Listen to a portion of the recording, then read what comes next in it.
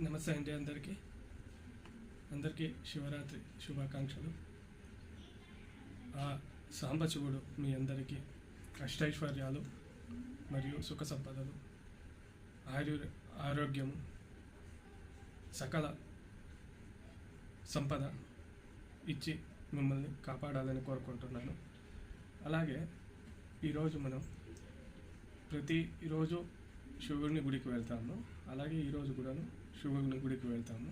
కానీ ఈ ప్రతిరోజుకు ఈ రోజుకు డిఫరెన్స్ ఉంటుంది.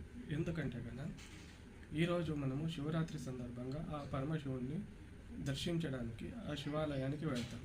అలా శివాలయానికి వెళ్ళినప్పుడు మనము చేయకూడని పనులేమి, చేయవలసిన పనులేమి, దీని గురించి తెలుసుకుందాము. ముఖ్యంగా మనము శివుని గుడికి శివరాత్రే కాదు ఎప్పుడైనా సరే వెళ్ళేటప్పుడు ఉట్టి చేతులతో వెళ్ళకూడదు. పోయేటప్పుడు పువ్వులు కానీ లేదంటే కనుక కనీసం మారేడు దళాలు కానీ తీసుకువెళ్ళాలి. తర్వాత మనం శివుని గుడిలోకి వెళ్ళిన తర్వాత నందీశ్వరుణ్ణి ముట్టొచ్చు, కానీ శివుని లింగాన్ని కానీ శివుణ్ణి తాకడము, అభిషేకం చేయడము చేయరాదు. ఎందుకంటే కనుక ఈరోజు పొద్దున్నే శివుడు పూజలు అందుకొని అభిషేకాలు అందుకొని యోగ నిద్రలో ఉంటాడు. కాబట్టి ఆ యోగ నిద్రని మనం భంగం చేయరాదు, దూరం నుంచి దండం పెట్టుకోవాలి.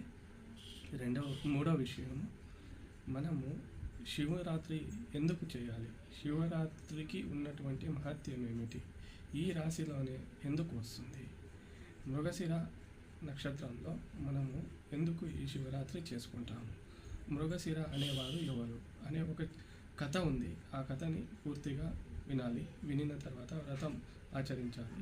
ఆ తర్వాతే రాత్రి జాగరణ చేయాలి. ఆ రాత్రి జాగరణ ఏ విధంగా చేయాలంటే కనుక మనం ఈరోజు రాత్రి చంద్రుడిని చూసి నెక్స్ట్ మరునాడు చంద్రోదయం వరకు వేచి ఉండాలి. చంద్రోదయం తర్వాత తిరిగి వ్రతాన్ని పునఃప్రారంభించి ఆ వ్రతం సంకల్పమైన తర్వాత మనం ఉపవాస దీక్ష విరమించాలి. అంతేగాని మనం ఎలాగంటే అలా చేయకూడదు.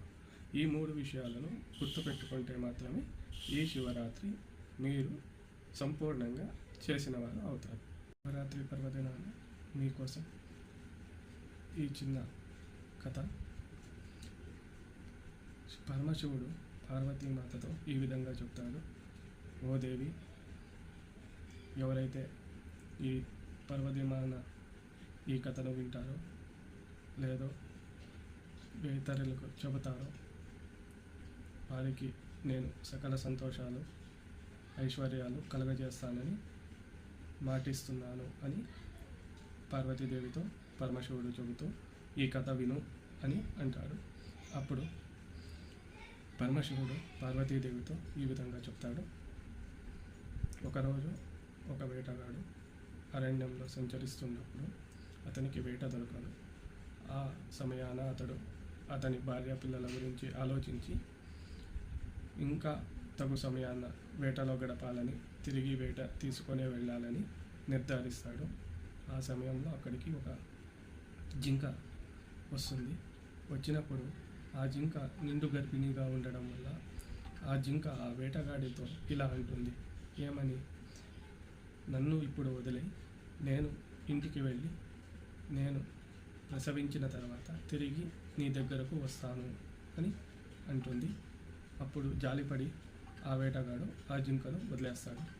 అప్పుడు మొదటి జాములో ఉంటాడు. జాము అంటే వేళ, మొదటి వేళలో ఉంటాడు. తర్వాత రెండవ జింక కనబడుతుంది. రెండవ జింక కూడా నేను ఇప్పుడు వదిలే, నేను ఇంటికి వెళ్ళి తిరిగి వచ్చి నీకు ఆహారం అవుతాను అని అంటుంది. సరే అని మళ్ళా ఆ వేటగాడు ఆ జింకను వదిలేస్తాడు. అప్పుడు వేటగాడు ఉపవాసంతో రెండవ జాము కూడా గడుపుతాడు. తర్వాత కొద్ది సమయానికి అక్కడికి ఒక మగ జింక కూడా వస్తుంది. వచ్చినప్పుడు ఆ వేటగాడితో ఈ విధంగా అంటుంది. ఓ వేటగాడ, నన్ను ఇప్పుడు వదిలే, నేను ఇంటికి వెళ్ళి నా బిడ్డలతో కాలం గడిపి తిరిగి నేను వస్తాను, నీకు ఆహారం అవుతాను అని చెబుతుంది. సరే అని ఆ మూడవ జింకను కూడా వదిలిపెడతాడు. అప్పుడు వేటగాడు పరిపూర్ణంగా 3 జాములు ఉపవాసం ఉంటాడు. అలాగే తిరిగి మరుసటి రోజు 4వ జాము గడిచిన తర్వాత 4 జాములు ఉపవాసంతో గడిచిన తర్వాత ఆ 3 జింకలు మళ్ళా పిల్ల జింక 4 కలిపి ఆ వేటగాడు దగ్గరకు వచ్చి నన్ను ఇప్పుడు మీరు ఆహారంగా తీసుకోండి అని ఒకరి మీద ఒకరు చెబుతూ ఉంటారు. వారి దయాగుణము మరి ధర్మము, వారి ప్రేమ వాత్సల్యం, కుటుంబం మీద ఉన్నటువంటి ఒక వాత్సల్యం ఇవన్నీ చూసి ఆ వేటగాడికి మనస్సు చలించి మృగాలైనటువంటి మీరే ఇంతలా ఉన్నప్పుడు మనిషి జాతిలో ఉన్నటువంటి నేను ఏ విధంగా ఉండాలి, కాబట్టి నేను ఈ రోజు నుంచి ఈ వేట వృత్తిని వదిలేస్తున్నాను.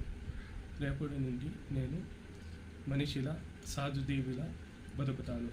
బతికినంతకాలం ఆ శివుని ఆజ్ఞకు బద్ధుడినై ఆ శివారాధనలో ఉంటానని మాటిచ్చి అక్కడే అతని బాణము విల్లు వదిలేసి వెళ్తాడు.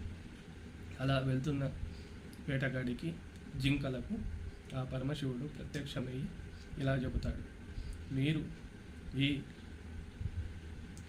దినమున మీ 5గురు ఏదైతే ఉపవాసం ఉన్నారో, ఏదైతే ధర్మాన్ని కాపాడారో, ఈరోజు ప్రతి సంవత్సరము ఈరోజు ఎవరైతే ఉపవాసంగా ఉంటారో, ఎవరైతే శివుణ్ణి ఆధారిస్తారో అలాంటి వారికి నేను సకల ఐశ్వర్యాలు, సకల శుభాలు కలగజేస్తానని మీ సాక్షిగా మాటిస్తున్నాను.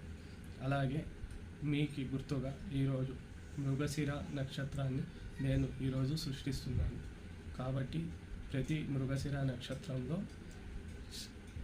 శివరాత్రి పర్వదినాన్ని ప్రజలందరూ ఆచరించి శివుని అనుగ్రహానికి పాత్రులవుతారని నేను చెబుతున్నాను అని శివుడు ఈ కథని పార్వతీదేవికి వివరిస్తాడు. పార్వతీదేవి విని, ఓ దేవ, దీన్ని ఎలా ఆచరించాలని శివుణ్ణి అడుగుతుంది.